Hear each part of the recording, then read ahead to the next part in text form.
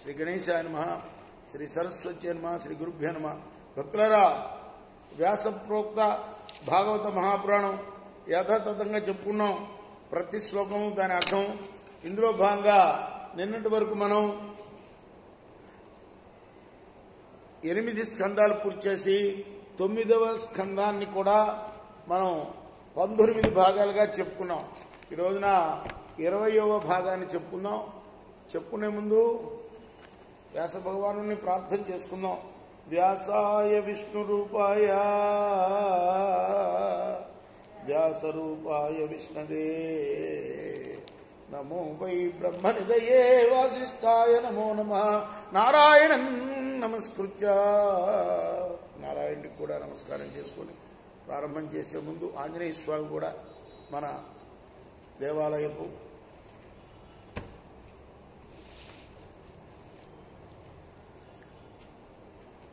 క్షేత్ర పాలకు ఆయనకు కూడా నమస్కారం చేసుకున్నాం.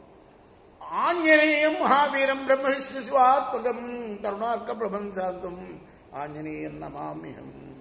సమర్థ సద్గురు సాయినాథ్ మహారాజ్ की जय. सदा निम्ब वृक्षस्य मूलाधिवासात् सुधाश्रावणं तीर्थमप्यप्रियन्तं तरुं कल्पवृक्षादिकं साधयन्तं नमामि ఈశ్వరం సద్గురుం సాయినాథం. తన పూర్వీకుల యొక్క విముక్తి కోసం గంగను పట్టుకొచ్చాడు భగీరథుడు. ఆ గంగ కూడా మరి వచ్చి భగీరథుడి వెంట వచ్చి తన పూర్వీకుల్ని ఆ బూడిద రూపం నుండి వాళ్ళకి విముక్తి కలిగించింది. అంటే అంతకుముందు కపిల మహర్షి వాళ్ళకి శాపం ఇచ్చి బూడిచ్చేశాడు. పరీక్షణ మహారాజు అడుగుతున్నాడు, మహర్షి సౌదాసుడు, నేను చెప్పుకున్నాం కదా గురు చరిత్రలో కూడా వస్తుంది ఇది, ఆ కథ చెప్పమన్నాడు. సౌదాసుడు మహాత్ముడైన వశిష్ఠుడు శాపానికి గురి అవటానికి కారణం ఏమిటి? నాకు దాని గురించి చెప్పండి. అది రహస్యం కాకపోతే నేను తెలుసుకోగల వాడిని, అంటే తెలుసుకునే అర్హత నాకుంటే నాకు చెప్పండి. పరిప్రశ్న వేశాడు పరీక్షణ మహారాజు. సుఖమహాయోగి చెప్తున్నాడు, పరీక్షణ మహారాజా, సౌదాసో మృగయాం కంచిల్ శరణ్ రక్షో జగాన ముమోచ భ్రాతరం సోదాగత ప్రతి చికీర్షయ స చింతయన్నఘన్ రాజ్ఞ సూదరూపధరో గృహే గురవే భోక్తుకామాయ పక్వా నిన్నే అరామిషం. మిత్రసౌడు అనే పేరు గల సౌదాసుడు, ఆయనకి 2 పేర్లు అన్నమాట. ఒకానొకప్పుడు వేట కోసం అడవికి వెళ్లి అక్కడ ఒక రాక్షసుని చంపాడు. కానీ ఆ రాజు ఆ రాక్షసుని యొక్క సోదరుని మాత్రం చంపకుండా విడిచిపెట్టి తన భవనానికి వెళ్ళాడు. తన సోదరుని చంపిన సౌదాసుని పైన రాక్షసునికి లోపల పగ బుసలు కొడుతూ ఉంది.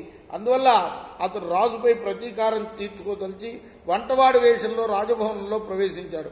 సౌదాసునకు వంశగురువైన వశిష్ఠుడు భోజనం కోసం ఆ రాజసౌధానికి రాగా ఆ వంటవాడు ఆ మహర్షికి నరమాంసం వడ్డించాడు.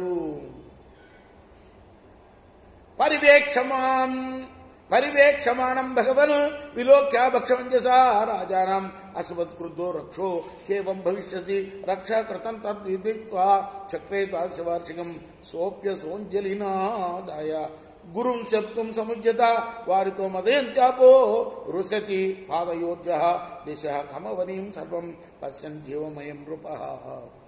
అప్పుడు మహాత్ముడైన వశిష్ఠుడు తన భోజన పాత్ర యందు అభక్ష్యము అంటే భక్షింప తగనిది ఉన్నదని యోగ దృష్టితో గ్రహించాడు. వెంటనే ఆ మహాముని కోపంతో, ఇలా అపచారం చేసినందుకు నువ్వు రాక్షసుడు వైపుడుగాగా అని సౌదాముని శపించాడు. ఆ తర్వాత ఆ మహర్షి ఇందులో సౌదాసుని దోషం ఏమీ లేదని, వంటవాడుగా ఉన్న రాక్షసుడు దీనికి కారణమని తెలుసుకున్నాడు. అందువల్ల వశిష్ఠుడు తన శాప ప్రభావాన్ని 12 సంవత్సరాలకే పరిమితం చేశాడు. అప్పుడు సౌదాసుడు కూడా మరి కోపంతో తన తప్పు లేకుండా తనను శపించిన గురువుగారిని శపించడం కోసం సిద్ధపడి దోషుడిలో జలం గ్రహించాడు. అప్పుడు అతని భార్య అయిన మదయంతి ఆయన్ని వారించింది. ఆ తర్వాత సౌదాసుడు ఈ దిశలు ఆకాశం భూమి అన్ని కూడా జీవమయాలే, ఈ తీక్షణమైన మంత్రపూత జలం ఎక్కడ వదలాలి అని ఆలోచించి చివరికి ఆ నీటిని తన పాదాలపైనే విడిచిపెట్టాడు. రేపు మనం ఈ కథను కొనసాగిద్దాం. కృష్ణార్పణమస్తు. సాయికృష్ణ. శ్రీ సజ్జానంద్ సద్గురు సాయినాథ్ మహారాజ్ की जय. चकोरा हारती गो सद्गुरुनाथ देव साईनाथ. पांचभौतिक तत्वमुलाने हारतलितुमुरा निर्गुणम స్థితే వీడి ఎట్టి ఆకారం పొందితివో సాయిరాం. సర్వం నుండి నీవే ఇంక నుండి తల్లివలే రజోతమో సత్వం నుండి మాయడు జరించే బాబా మాయడు జరించే ఆ మాయ నుండి వేరే మాయ ఏ తిరిగి వచ్చే సప్తసాగరాలు నీకు క్రీడారంగములు బాబా క్రీడారంగములు నీ లీలాతల విస్తారణకే విశ్వం సృష్టి